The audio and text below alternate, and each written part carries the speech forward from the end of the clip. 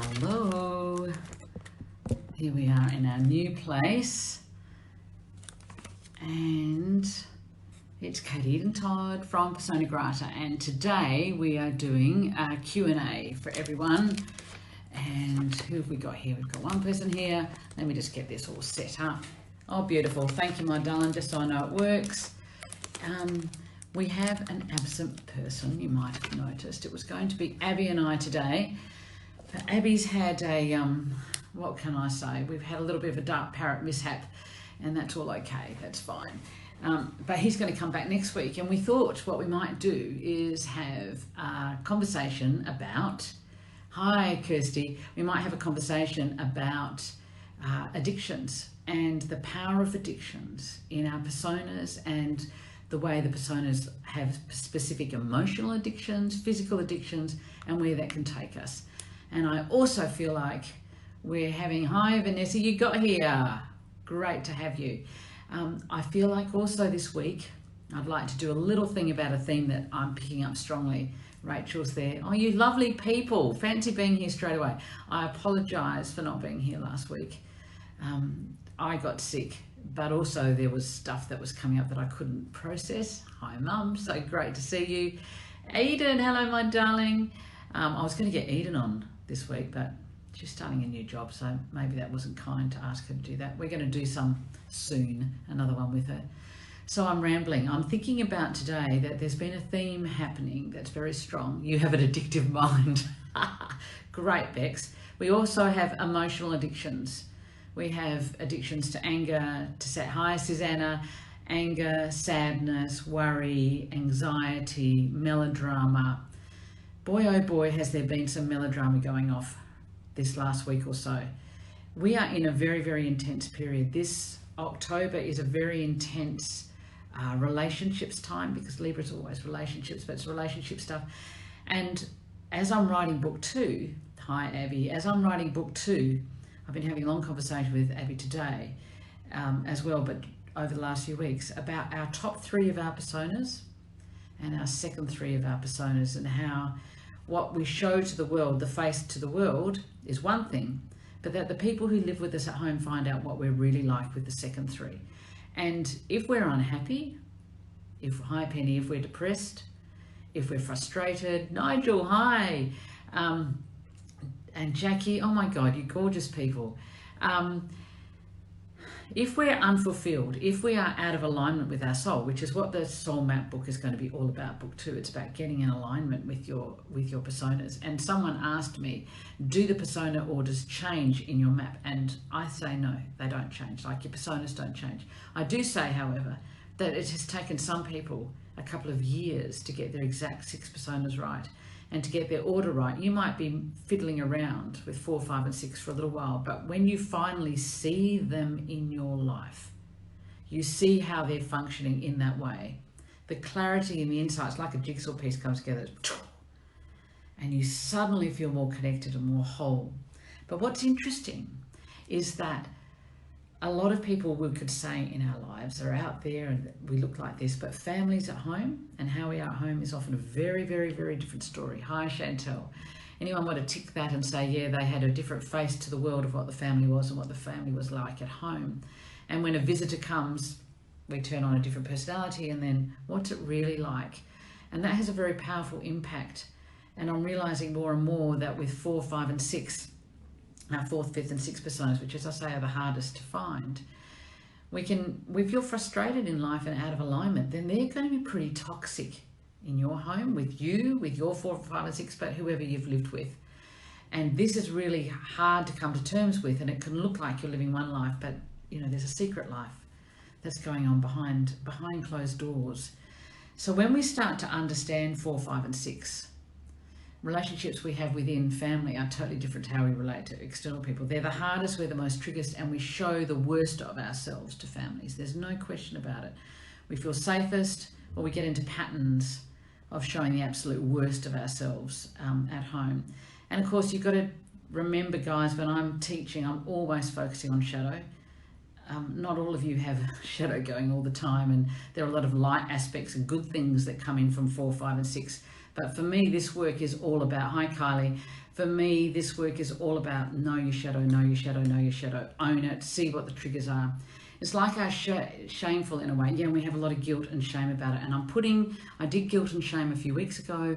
And in book 2, I've put all the guilt and shame maps and how to navigate your way from guilt and shame from child to adult to elder. Because I just think it's vital. How much shame do we have? And when we have shame about how we behave at home, and we then tend to punish ourselves, and we then become even more toxic for those living with us. And it's just appalling.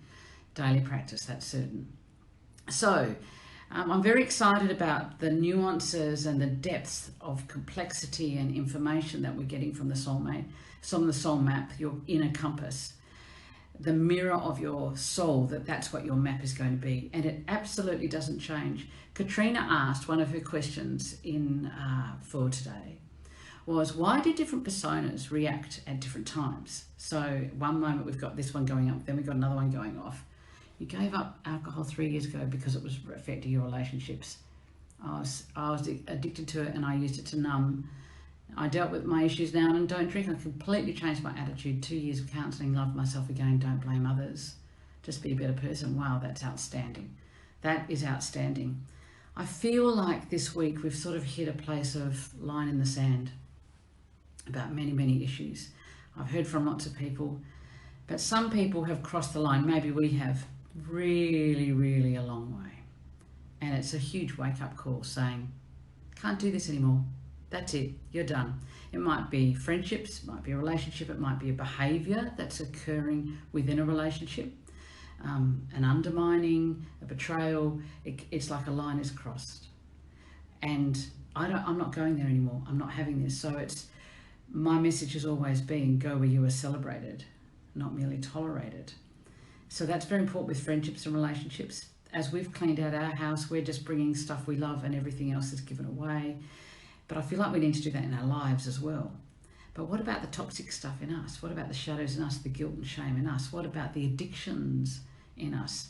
Katrina was saying the other day, she's got this story that she tells the world, I'm an angry person. What's your story?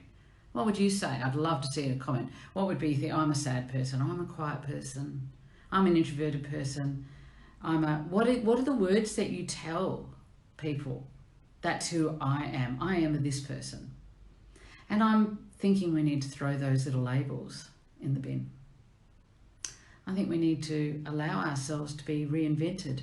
Still, of course, in line with our personas, but we need to let them be able to flourish now. We need to let them be able to grow and to blossom and to actually show their full colours, because we've kept such a lot of ourselves contained and small according to what we think others want and expect us to be.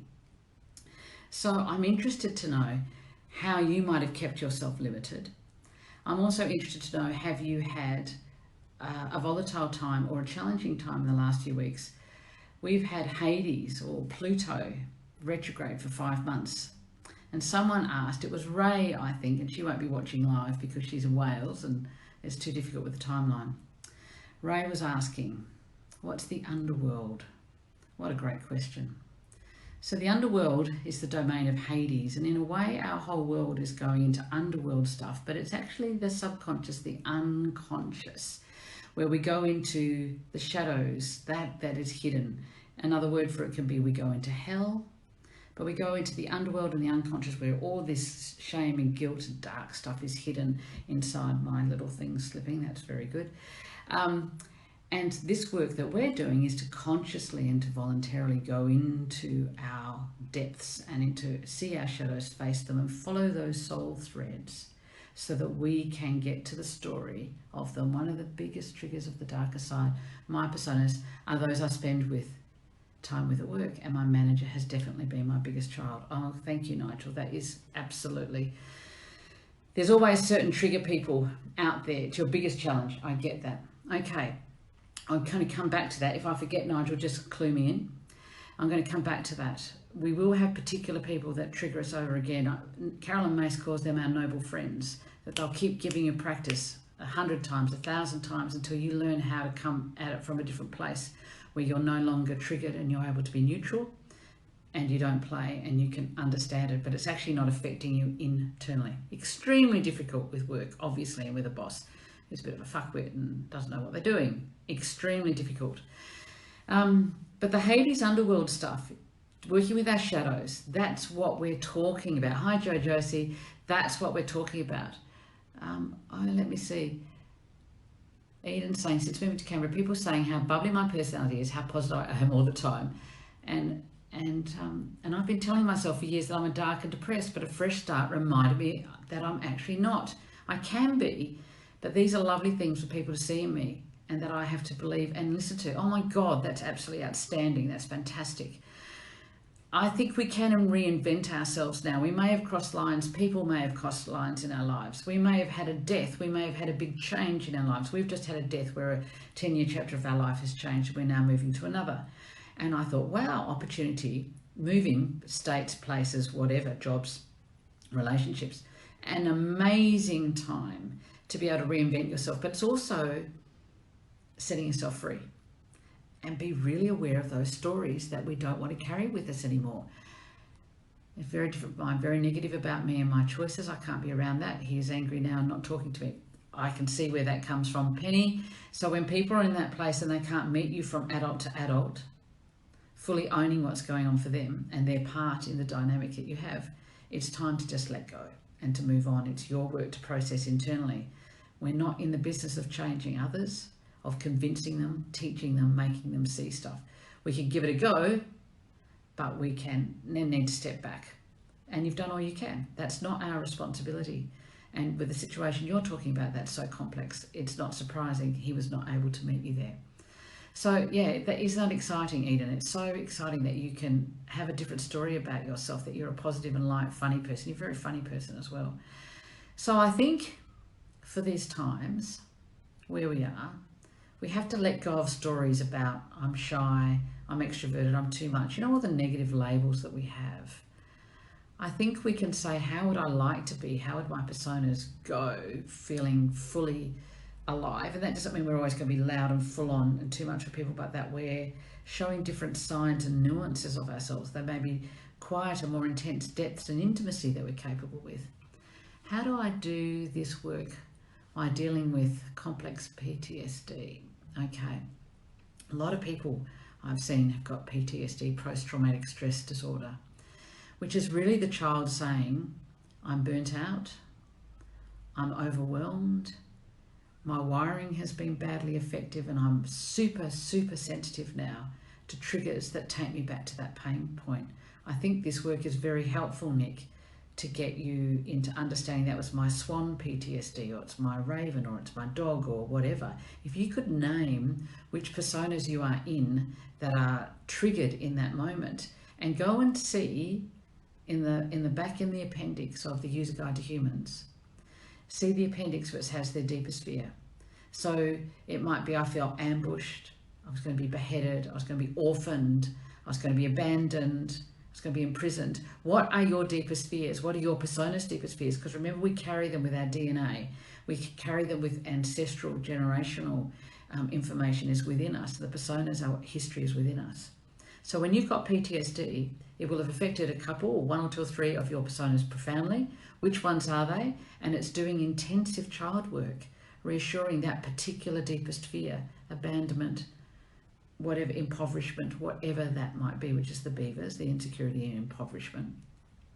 So being able to know that's the one that's being hit now, or those two, because sometimes our personas often have a domino effect, and they will come together. Oh, you've had a massive breakthrough this week. Consciously really trying to be aware of what I'm actually do differently when I'm feeling adult and great about life. Fantastic. So we'll all have domino effects with our personas, and the shadow of one can link into another shadow that might be a bit similar. And then those stories will combine. And then you'll find, oh my God, I'm back into this familiar black hole, dark hole, which is like going into the underworld, Ray. And I don't know how to get out of this darkness. And when you've got PTSD, it means that you've been so hugely traumatized and overloaded that it takes less to get you there. So it's about working with those particular stories. I'd be interested to know, Nick, which ones of yours have been there, and then we could have a look at that if you want to let me know next time when we do the live. And Abby will be with me next time as we look at Parrot, in quite a lot of detail because we haven't done parrot, and Abby and I are both parrot in relationships, and where his parrot went dark this week. And how do you manage parrot stuff? We haven't had a lot of parrot conversations. We've talked about a lot of other personas, but not that one. But then also in the general field of addictions and what the personas may really be tending towards emotional addictions and physical addictions as well. Remember today's Q&A, and you're allowed to ask questions, whatever you would like, as I ramble on here. Let me just have a little look at, so the Hades stuff and Orpheus. If you want to have a look up the story of Hades and Persephone, and I mentioned this last week that in Sparrow is the archetype Persephone, and I wrote a book called Who Am I? An Archetypal Quest 15 years ago, and from those archetypes, which had 113, I used 9 archetypes as the foundation for each persona. And Persephone, who is the innocent maiden, sort of Peter Pan-ish, innocent, doesn't want to see her shadows, is always naive, always hopeful, believes the best in people, whether it's true or not, often then gets entrapped with Hades, who was her uncle in the god Hades. He was the king of the underworld, king of darkness, who has in the shadow a loathing of the feminine, a loathing of love, sentimentality, kindness, goodness. He's so broken and so fractured that he has a loathing, and he sets out to capture our Persephone sparrows and to break them and to make them realize that it is all rubbish, and he wants to imprison them down there, trap them in his world with him so he's not so alone, because he's broken his connection to love. He's broken his connection to the feminine within and therefore with the world. Charming, Hades are very charming on the outside, very often very, very clever, incredibly cunning, incredibly manipulative. So when I talked about the front face to the world in families, but in ourselves as well at the start of today. But then what they're like behind closed doors, we get abusers and we get some really dark stuff going on. And it's very interesting. So I made a comment this week on Persona Grata Community about how sparrows can be stuck in very abusive and difficult relationships because they are Persephone and they don't listen to their intuition. They don't listen to those warning bells that go off and say, this one's not okay, or this one's taking you for a ride. And Hades are attracted like a magnet to the beauty and the innocence and the youth and the springtime, and I can be anything, and the psychic ability that Persephone has, which is why sparrows think that they're ravens. They're very psychic and they can speak to the dead and realize things and often get scared of their psychic abilities. But they'll follow this very powerful caregiver person who wants to control them, and then when they find they're entangled, they can't get out. Anyone relating to this story have had relationships that might have had these Persephone Hades overtones. You don't have to be a Persephone to have had a Hades relationship.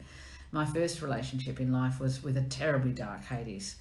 What an initiation. And they break you, and it is an initiation into the darkness. But I believe that now, yes, Penny, that was true for you. I believe that now that was vital that I experienced. Yes, Joe Josie, I had a really horrendous Hades experience for my raven, and then it took me 15 years. It took me 15 years. I did 7 years intense therapy on it, and then it took me until I found the archetypes, and I found Hades at the age of 39, many, many years later, and then I understood it. Yes, hi Dale. Susanna, you get it. You can't believe how deliberately cruel, how deliberately cunning and conniving, and how utterly they are without empathy and desire to cut you to shreds and to destroy you, that their whole purpose is destruction. The cruelty and the level of darkness takes your breath away. Charles Manson is a great example. Serial killers, great example. But often they may not be Hades, interestingly enough, because they may not have the charm and sophistication, because Hades can be incredibly charming. The movie, what was the one that The Talented Mr. Ripley, the Matt Damon character? If you want to find out what Hades is like, go and have a look at that. Go and have a look at that. But when we're around these people, our alarm bells are going to really, really, really go off. They're very rare. It's the rarest archetype. And they've often had a very damaged childhood, a very damaged relationship with their mother, which, while they had this archetype, Hades, which can be in Raven, it can be in Owl, because there's that cleverness. It can be in Swan. But I wouldn't stick it with one particular persona, the Hades part. But it can, having had such a broken relationship with the feminine and the mother early on, it sets this script off and off they go to destroy. And they collect. They're like the collector, John Fowles, the collector, the book. They collect their trophies, they collect them, and then they're on to the next one, and they get the game of beguiling women, beguiling people in, and capturing them and seeing what they could do with them. And if that person wakes up, oh, so well, they'll go and get another one. Sexually charismatic often, and do a total mind twist on you. Totally. These are people who are gurus, who are able to be cult leaders, brainwashing in cult leaders. Harsh soul contract lessons. You can say that again. Makes your manager at work look like a bloody saint, Nigel, because people don't believe you. I came across, when I wrote the Hades book, isn't it funny where we go? I hope you don't mind when we do these lives, where conversations go, but it came up strongly this week. Oh yes, it could be lying. Absolutely, Susanna, because it's got the charm and the charisma. Charismatic. When I did the archetype courses, and I was seeing loads of people doing loads of group each week, and people came to me. Yes, could be, but I go further.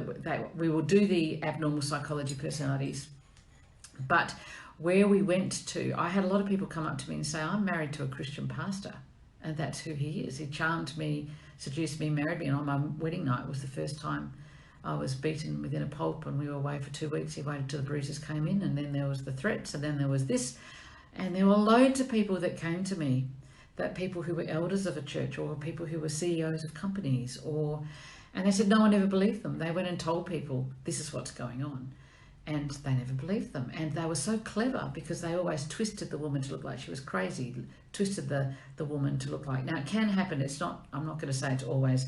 There could be Hades women who can manipulate men, but it's more often the other way around. And they would twist them and say, look, how hysterical, I have to go, but you'll be back to look at this later. Okay, Josie, what an uplifting topic after all. They would be twisted and made to look like they were mad and going crazy. And of course, that's what's being done with Greta Thunberg at the moment. And any woman who's passionate and angry, well, you're crazy and you should be locked up. That's worked for 2,000 years. Isn't it great? It's not going to work now. It is not going to work now. If you want to be angry, you be angry. Channel it carefully. Channel it without inflicting the pain. But if you want to be angry, if you are angry and passionate about things, no longer do we sit down. No longer do we sit in the corner and wait till we're asked to be able to speak. We're here because we're meant to be here, and the feminine can rage. She can be a primal, Kali, raging black mother, which is the raven. She can absolutely be here to say, we will keep going, but we're not playing with Hades. We're not playing with those who are frightened of the feminine and fractured within. We're not here to try and convince those, but there's so many in the world waking up. But what Hades does do, and there is a light side to Hades, what Hades does do, if they're able to be fully connected of heart, is to work through their own darkness, to transform that, to go to the underworld, to come back, and to be able to help people see and expose, be able to expose their shadows. Because we get a lot of people, and it can be, the dog, nightingale, sparrows, but we get a lot of people who will maintain that they're not particularly dark. No, I'm not like that. I'm really not like that. If we were able to dig deeply enough, yes, you are. Carl Jung spoke of underneath prudery is brutality. And I heard of a story from a close friend of mine this week where this most beautiful partner that she's married to was deeply, deeply out of his depth, deeply, deeply, deeply threatened, deeply challenged and triggered. Perfect storm. And my God, the ugliness, the shadow that came that has never been seen. And she was totally shocked. Totally shocked. I wrote a post about it, you might have noticed, on Persona Grata this week. Rest assured, isn't this great to know? We have got depths of rage and anger and ugliness and resentment and envy and spite and malice. We do have them. But if we keep burying them, we'll have to go and experience them through others dishing them up to us. And Hades does that. If we look at America right now, no, we're not too far behind. If we look at America right now and we see Trump and all the shadow that is denied in American society, all the fallacies, the untruths, that we are the land of the free, the bold and the brave. Not that free with 4 million people incarcerated. Not that free with those who've ever been in jail, unable to vote.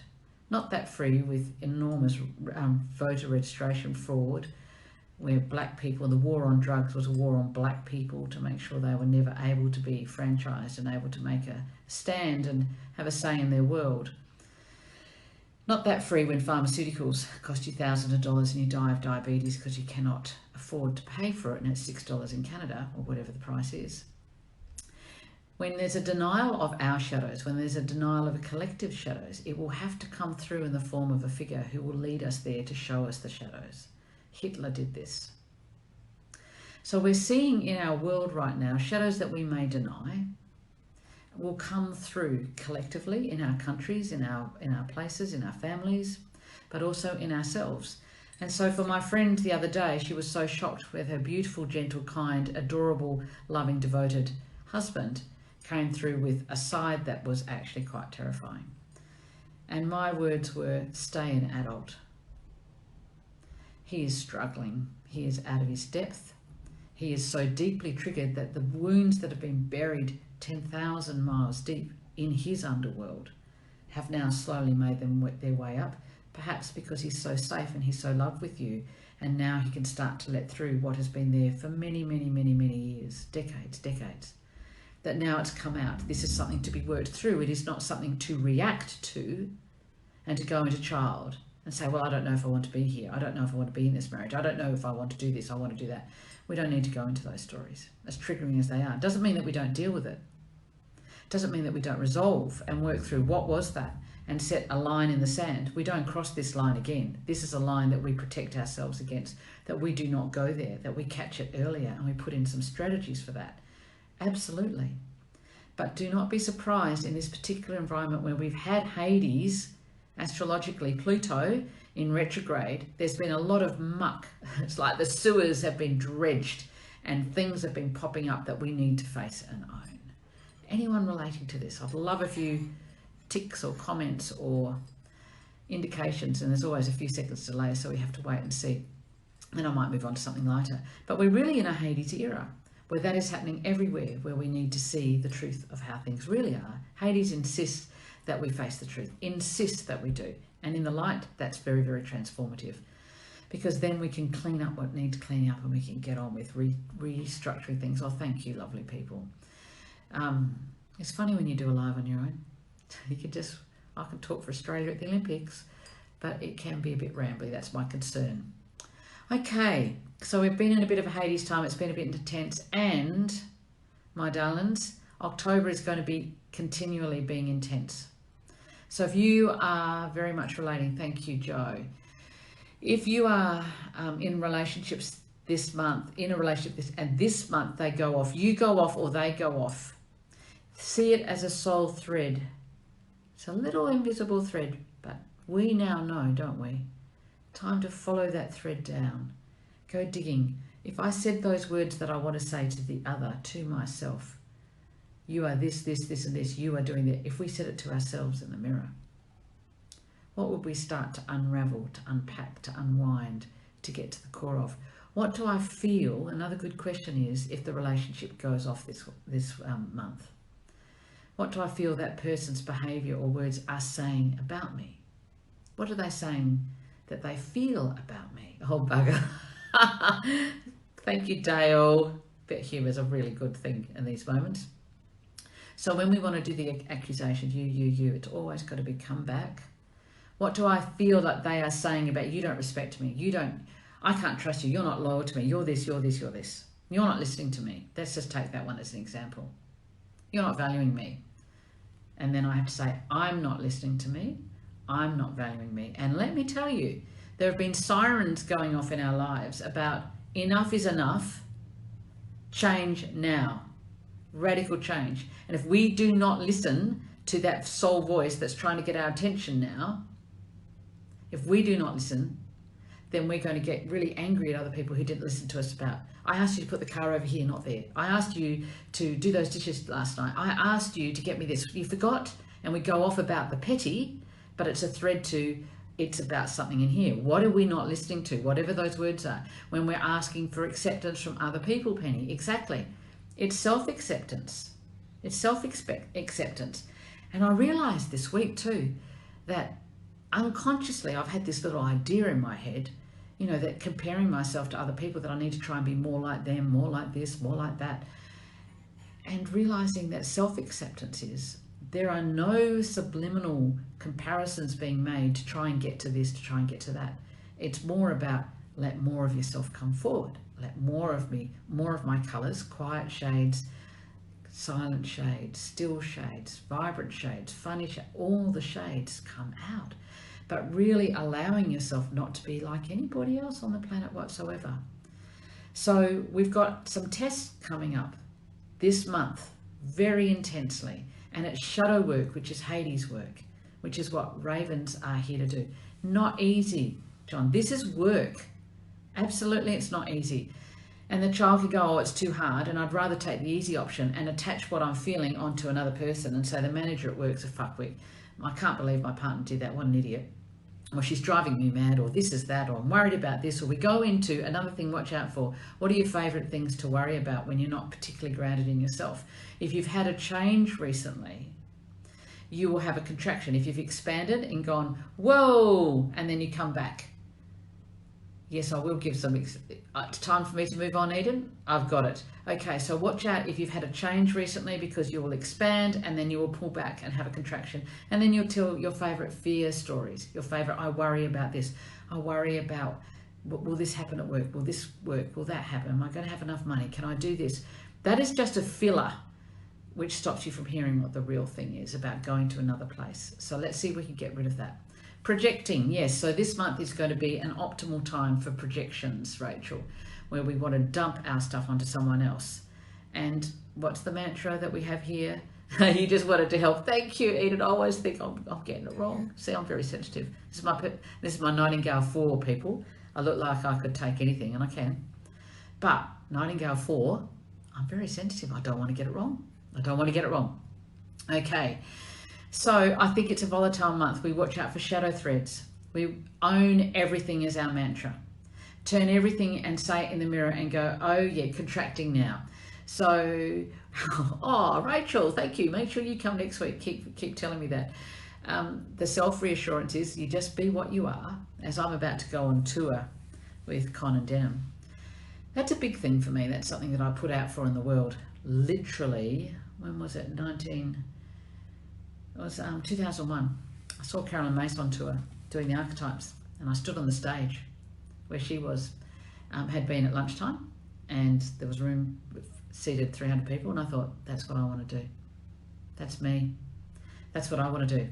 Well, I'm doing it in a couple of weeks through Con, thank God, and then doing it in November, and we're doing lots of stuff about shadow, relationships, communication, what love is, what love isn't. Really good stuff with funny stories, lots of swearing, telling people how fucked they are, and hopefully how to get them unfucked, and getting stuck into people when they're doing stuff that's really appalling, and say, well, I wouldn't be married to you either, quite frankly, lift game.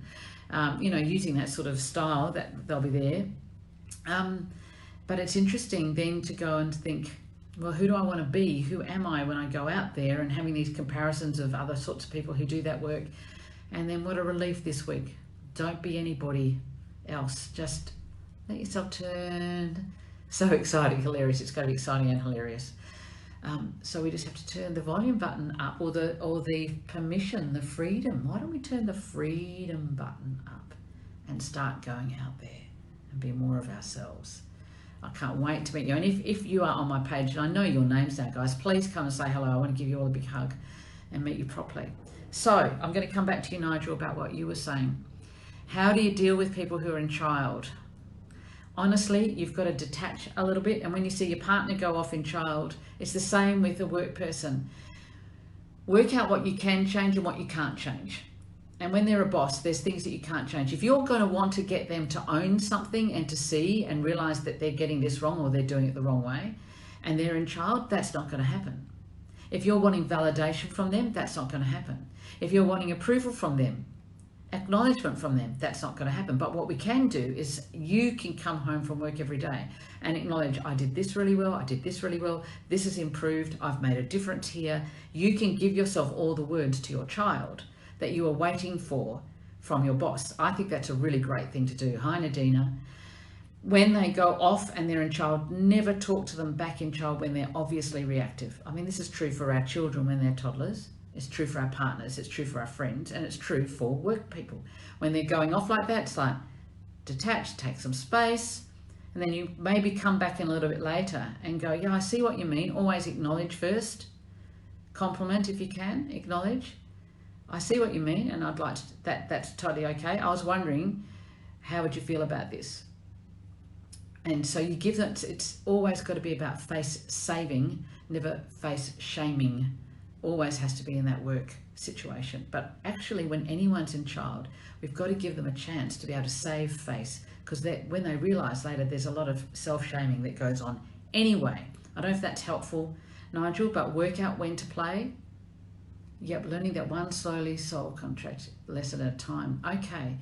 Also, I'd ask you, if you've got a particular person in your life that triggers you, ask yourself, who in my childhood family does this person most remind me of?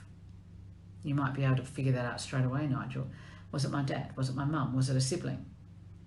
Who are they reminding me of? Did I get stuck with a particular person in my life? Because what I find is the people that you got stuck with in your childhood, you will attract them as friends, as bosses, as partners for the rest of your life until you've resolved that lesson. So how do you bring up the fact that they're in child? You never say they're in child, Brit, ever to anybody. Would you appreciate it? Cool, I certainly don't appreciate it when someone says it to me. You never ever do. What does a child need? If you were talking to a toddler, how would you talk to them? You'd calm them down. You'd reassure them that you can hear them, that you can see them.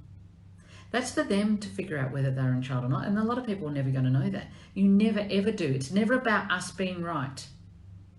It's not about me saying, I'm right and I want to prove that you're wrong. I want to show you that you don't understand this. That's a face shaming exercise. It's a child power struggle from your child. You don't need to be right.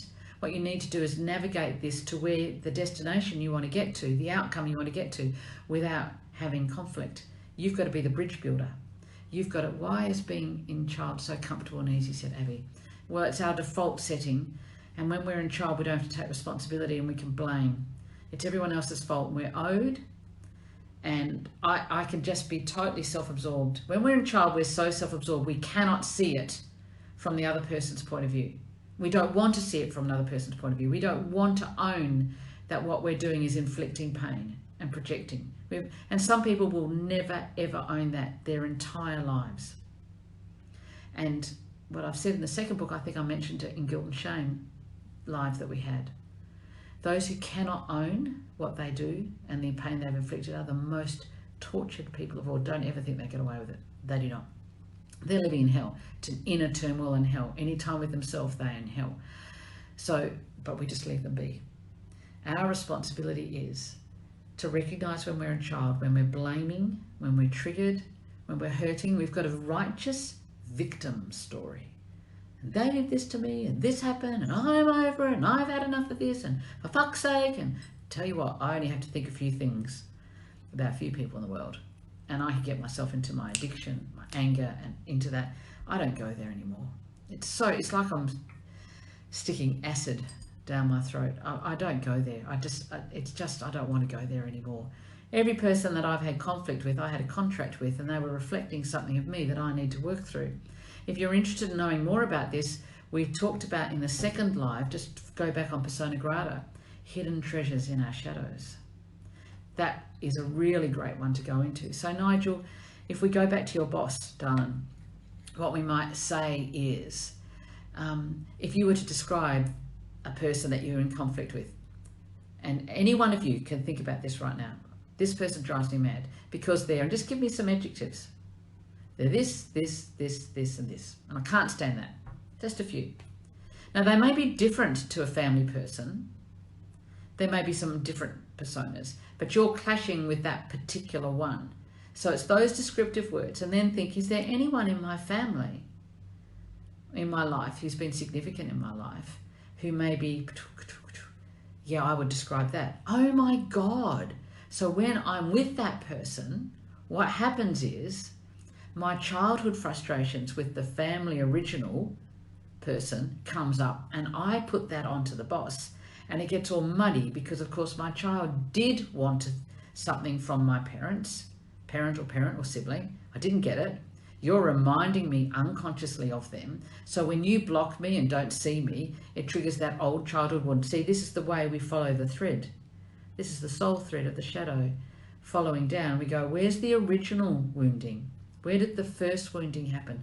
Repeatedly with a particular person. And then we work out, oh, this is my issue with so-and-so.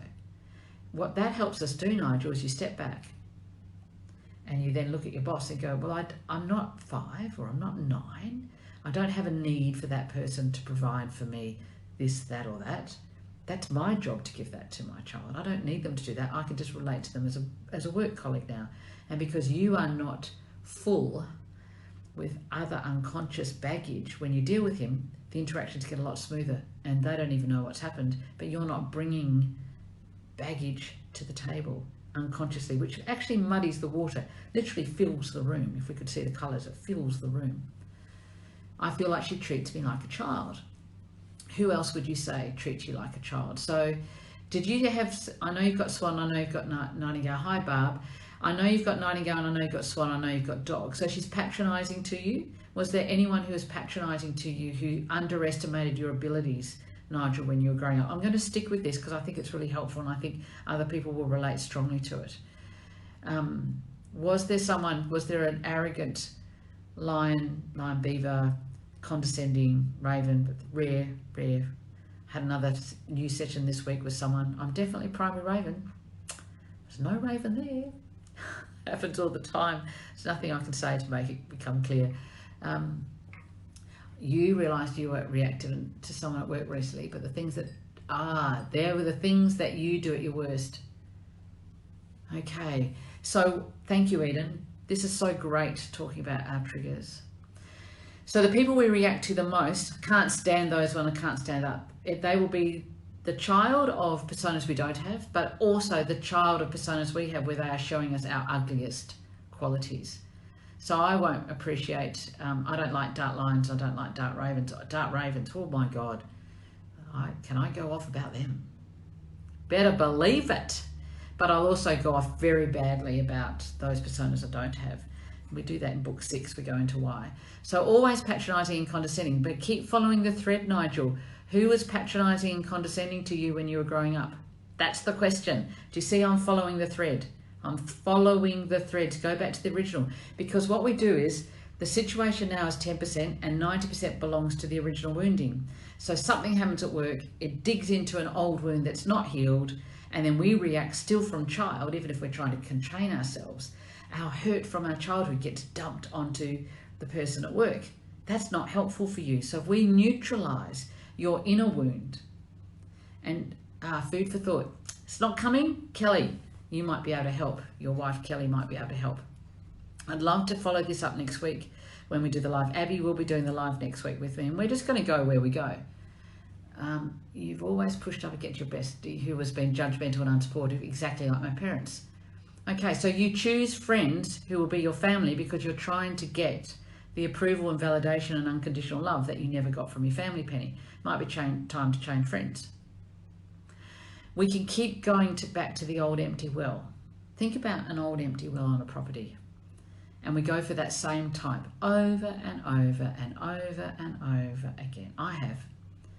And now I can recognize that old empty well and I don't go there. I'm nice to the people, but I know that I'm not going to get, it's my job to acknowledge and reassure my child about how she's doing. Give her that support, not for those same persona combinations to come in and to give that to me. It doesn't sit with us. You can't get what you need externally anyway. What we're looking for, what the child's looking for, can only come from within, can only come from internally. This is that self-parenting book part in the, 40-year plus friendship, great. So stop being a child looking to her to affirm you, affirm yourself and the dynamics will change, Penny. That's how it works. So the less you look for her to support you and be there and be that reliable person to lean on, the more you're self-reliant, the more the friendship will go into new territory, into better territory. And you will find that you go to different places, which how exciting is that after 40 years? Thinking about what you said, Eden, about it, seeing parts of yourself. There are no accidents. about the shadows that are coming up for us right now. The Hades work, it's like the volcanoes erupting, you know, and the smoke comes up. There's no accident about the shadows that may be coming your way at the moment, or the triggers that are coming for you at the moment. Look at them and say, what are you showing me about me, or what are you showing me about where I get stuck with particular people over and over again, and what I need to stop laying at their feet to expect a fix that belongs to mine decades ago when I didn't even live with them, didn't even know them. So when we do soul threads, and this is, you can look at the hidden treasures in our shadows. I can go back to an old primary school teacher who thought very little of me, looked down on me quite a bit. Wow. Yep, so this is a theme in your life. See, we're following the thread. Is this interesting for people? I'll wait for a few seconds and then I want a flurry, because my line needs lots of compliments. I have a flurry, please, of likes. Okay, but there's still got to be someone in your family. It could be a grandparent. It's got to be earlier, where you felt patronized and felt that someone really didn't think you were as capable as you think you are. What that will tell you, Nigel, is your child is needing way more acknowledgement of your capabilities now. Okay, is it because what we experience in our family is our norm? So accept these dynamics of friends rather than looking for something more healthy in us. 100% Dale. Thank you guys. 100%. That's exactly what we do. But we're unconsciously, when the child chooses partners and chooses friends, the child will come from the place of lack. What did I miss out on? Okay, I'm a magnet. I'm going for what is lacking in me and what I did not get. I'm a magnet, and my child will sense it. They'll pick up energetically those personas, latch in, get my umbilical cord out. Isn't that attractive? Nice imagery. In we go, and I'll see if I can get it from you. And then we manipulate, we get upset, we ask, we plead, we get angry, we do our stuff. But actually we're coming from, remember 98% is unconscious, we're coming from the child's trying to get their lack met by another person. The only one that can meet our holes is ourselves. There is no other person on the planet who can do it. What we get from our partners or loved ones in life is a bonus. Our state of happiness is 100%. Our state of contentment, our state of ease, of self-acceptance, of dealing with our shadows is 100% our responsibility. Always. That's that mirror. Look in the mirror. So when you can recognize the old dynamic and smile and move on, that's very empowering. And when you can have the courage to go to new doors and go and have different types of relationships, different types of friendships. I mean, as I said in the Fate, Destiny and Love video with Trevor, I've never met anyone like Trevor before. Maybe my friend Kimmy, actually in Kansas, my best friend, who I adored. Yeah, she passed away. She had some Trevor things, but in my life generally, that was not what I'd had, and I think that's sometimes a very good thing to go forward. Oh, I'm so surprised. It's great to step outside our comfort zones, people. It's great to step outside and step outside our little boxes and explore freedom individually, living life with ourselves, opening new doors, getting electric bikes. Thresholds of acceptability, says Dale. Go where you are celebrated, not merely tolerated. Where people love all your nuances, all your ins and outs, when you say the wrong thing and you have foot and mouth disease, or when you're funny and when you're quiet and when you're shut down and when you're hard to reach, and they just love you and they want to hang in with you anyway. But there will be lines where people are actually so in child that there's undermining going on, and this is partnerships too, that it reaches a point where I'm not actually, this is not a good place for me to put myself. This is not a safe place for me. I don't need to keep setting up the old wounds. If we cannot work through this to a place where we don't keep descending to those depths in the dark. Thank you, Eden. If we can find that, we can't work through a place as two adults to stop those betrayals and those underminings and those reigniting and hurting of the old wounds that we've brought in with us from our childhood, which are our blueprints. If we have partners that cannot respect that and can't work through that, then we really do have to move on, because that's part of our self-care and our self-love, that I have to be with someone who can respect those places. And that will be something that we'll probably look at on the tour as well. It's really, really interesting. And in friendships, you know, do people respect us and love us and nurture us, or do they come in with the undermining and cut you off? I had a very close friend, And wow, the stabs in the back and the cuts, the that happened, which was my contract with this person. Wow, really, really strong. It took me a lot of years to learn to let that one go, with thanks for the lessons that I learned, genuinely, sincerely. But I didn't need to keep going and having those wounds opened up again, time and time and time and time again. So just walk to where we are. And I guess for October, when it's about relationships, friendships, partnerships, everything, really look at the quality of where you are. Yes, maybe there's going to be some eruptions of shadow. Okay, fine. We've all got them. We've all got deep ugliness inside. But what are we going to do with it? Are we going to stay in adult and support that person and love them and help them learn from it and move forward and walk together? Because that's what a soulmate partnership is. We have the excruciating conversations. That's what a soulmate friendship is. Soulmates are friends too, where we walk through together and we unravel what happened and we own what our part was, and we come closer together because we have this intimate, vulnerable conversation, and we work very hard to make sure we never inflict that pain again. That's the soulmate way. But if we have someone who can't own it, and it's not me and you're this and it's you and it's power struggles, then honestly this month I reckon you're going to get wake-up calls. I really think you're going to get wake-up calls. Line in the sand, no more. There are lots of great people out there. We're not playing with trolls. We're not playing with people in child who are unconsciously inflicting their pain everywhere and projecting. I don't want to be around people's projections. I'm not interested. Right, what have we got here? Thinking I'm back to my 20s, I felt my parents wouldn't hear me, especially when my younger sister was always being defended by them. Okay, we're getting closer. We're getting closer. So not being heard. So that, Nigel, is I need to be heard. And my younger sister was always being defended by them. So there were different standards for you than there were for the sister. I guess that's what you're saying. That can happen. For the youngest, it could be a different story to the eldest. We were talking about that, Abby and I, today, actually. Interesting, but it has to be that you felt patronised. It has to be that you felt like people weren't seeing your value, Nigel. So what does that say about you? Are you able to look in the mirror? Everyone. Are you able to look in the mirror and say your strengths and really see and validate, hi Jen, and validate your strengths? Can you name what you're gifted in, your talents, your integrity, your heart, your compassion? Do you do this daily? You can. Okay. What is it that you feel like, Nigel, that your boss can't see in you? What is it that you feel like? She's patronising and condescending. What can't she see in you? What doesn't she realise? That you're wise, perhaps. What is it? That's what we need to get to. Do you see how we're following this thread? This is fantastic. I love to do this every bloody Sunday. We'll have someone come up and say, here we are. Let's talk about XYZ, and this is where I'm battling. And I'm just thinking, it takes some time. This is what we do in therapy. We go through this. Now, let me just say, I own my darkness, but what I never say is I feel I deserve the dark I carry.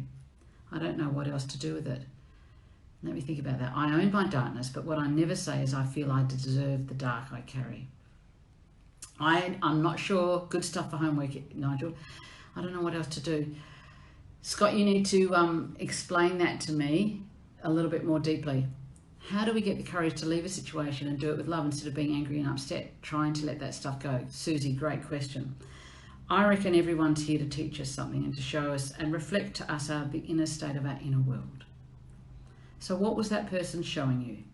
When I left my first husband, I sent him a letter thanking him for what he showed me of myself and our beautiful children and the things that I really needed, the treasures that I got, the dark places I lived in most of the time, which was actually the point of it. That was the point of it. But I gave thanks because it gave me my love of the archetypes and everything else. I think we can look at a contract, at a friendship, and say, I learned this from you, I enjoyed this from you, it opened up this part of me, it was great for this, but the toxic side of it, I now no longer need to keep going to. And I realized my child's agenda was I wanted this from you, and I was hoping for this from you, which actually is coming from my lack, what I felt like I didn't get when I was a child. But it's my job as the adult is the self-parent. Self-parenting 101. Read User Guide to Humans. Get it. Go through the child, adult, elder stages over and over again. And then in your personas, child, adult, child, adult. The adult is how tells you what it looks like. How do you get out of it? I've got to parent myself. We're not very good at self-parenting. We slip back into child all the time. It's comfortable. It's lazy. It's easy.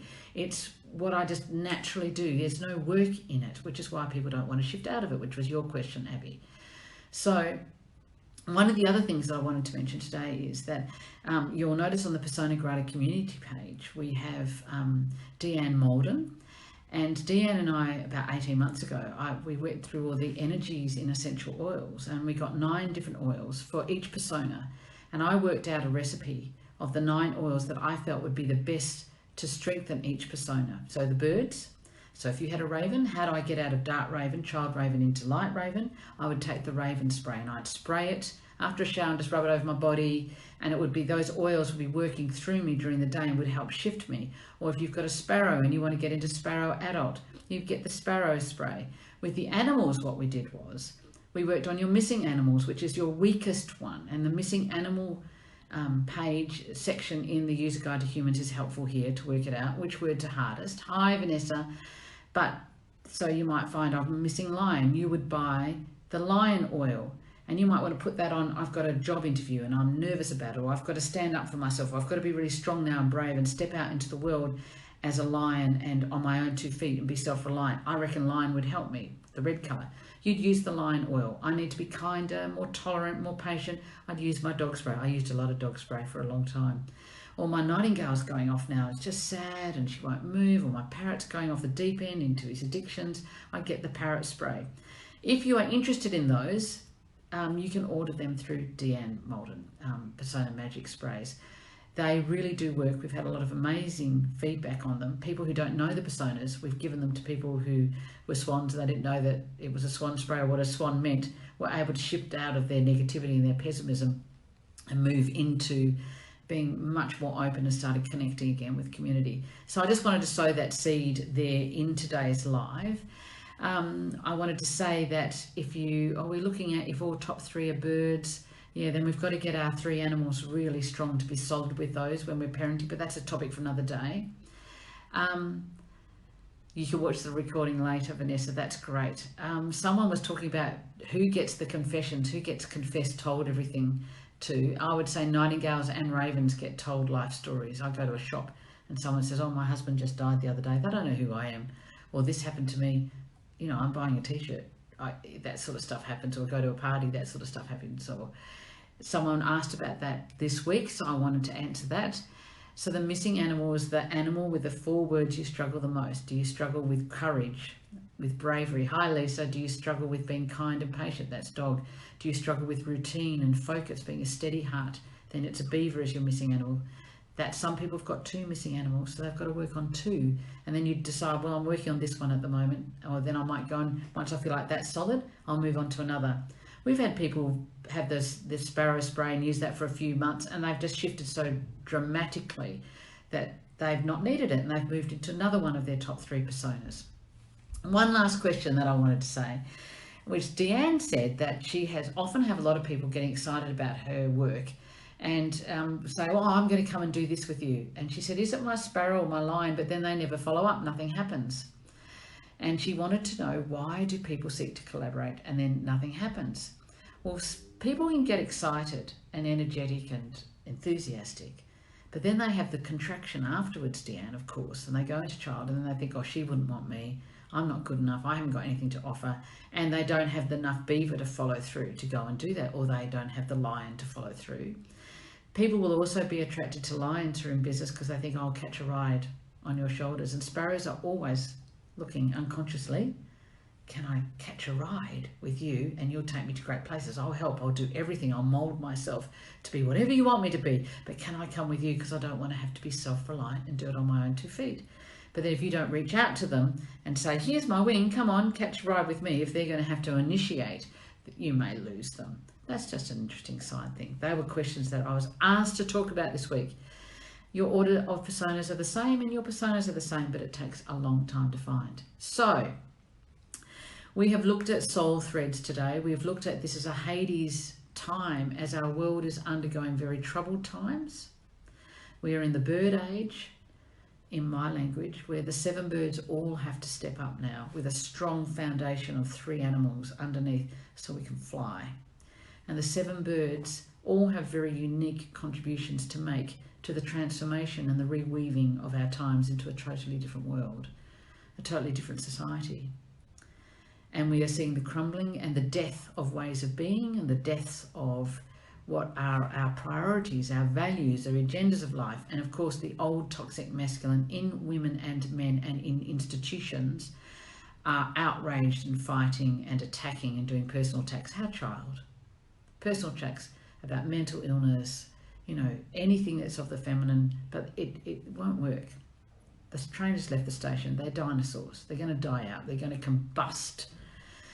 But we're going to have to be strong, and whatever our strong birds are, that's the contribution we came to make in our world, in our community, in our own orbit, to go out there in the world and make a difference. That's what we're here for. So in this Hades time, shadows that have been previously hidden are being exposed. But that's happening in us, and where you're triggered in your relationships. Oh, thank you, Nigel. I'm going to go and be stressed all afternoon going, oh, that was rambling. I don't know whether I got anything out of it. Really appreciate when I get that feedback. What will happen is we may find our partners go off, friendships go off, bosses go up. People are very quickly ignited at the moment. I've heard about this in work situations, in relationships and friendship situations, where ugliness previously unseen is, whoa, know that they are really struggling deeply with some very early toxic wounding, PTSD if you like, and it's coming out. It's not yours. It's not yours.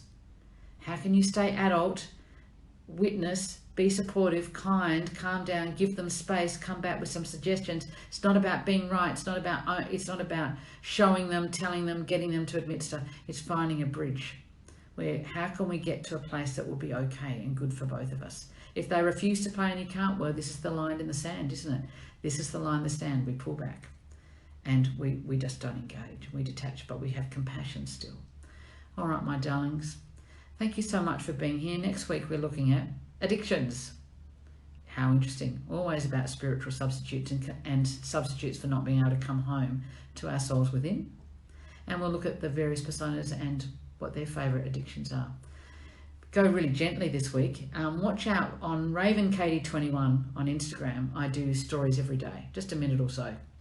Have a look, because as I pick up stuff, it'll be there, and that might save you from falling into your black holes or erupting and having a crisis moment. Love you all. I really love my Sundays. I missed you terribly. And that's your lot for this week. I'll see you next Sunday. Bye.